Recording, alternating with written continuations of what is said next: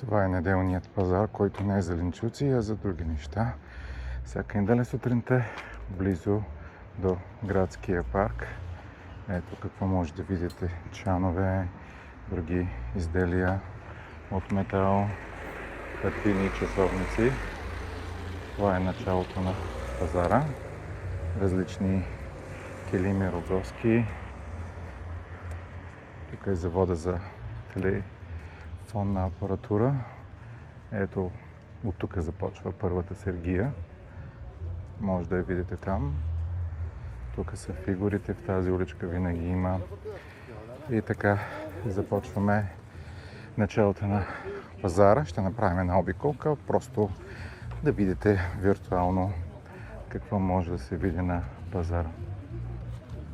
Дрехи, бельо, чорапи, хавлии, панталони, плетени, шушони и други неща.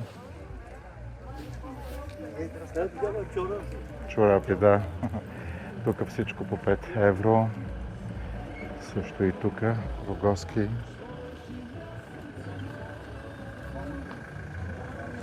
Различни дрехи. Очила.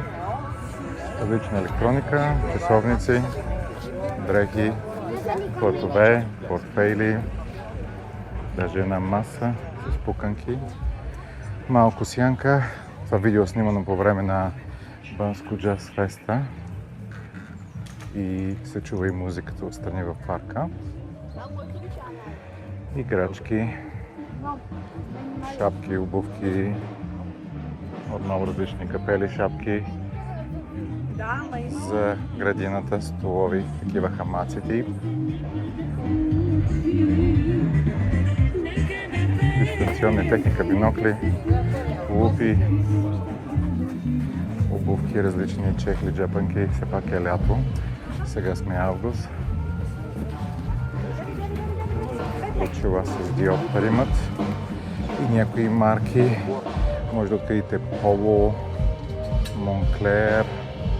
Нали, ясно е, че това не са истински. Емпорио, Армани, Гес, Томи, Дискоея, Гучи и Бос.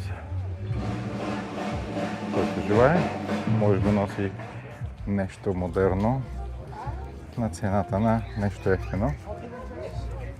Дискоея панталони, якита. Хората казват, че има много дрехи.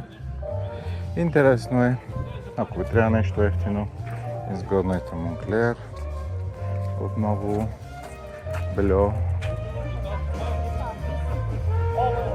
Неща за коли, аптечки,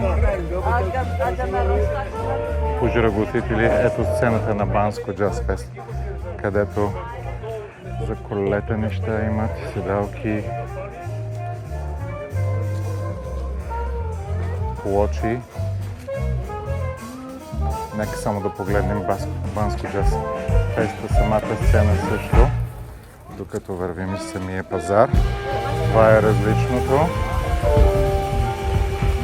Ето е сцената с хората, които се наслаждават на музиката. Отново изделия от месинг, бронз, така наречените чанове и други неща. Може да се видят в края. Огромни са. Нека да ги погледнем.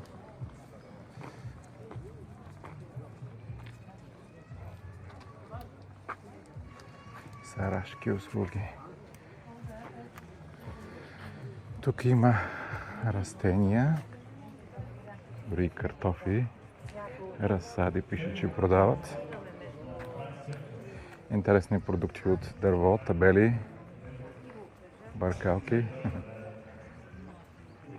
Който пие бира, не умира, винарна, чрез виното да забравим злото. Интересни призиви. Различни маратонки, марки. Определено цените ще са добри. Платове. Различни чанти. Цените, виждате, започват от 12 евро, 15. Марки Кристина.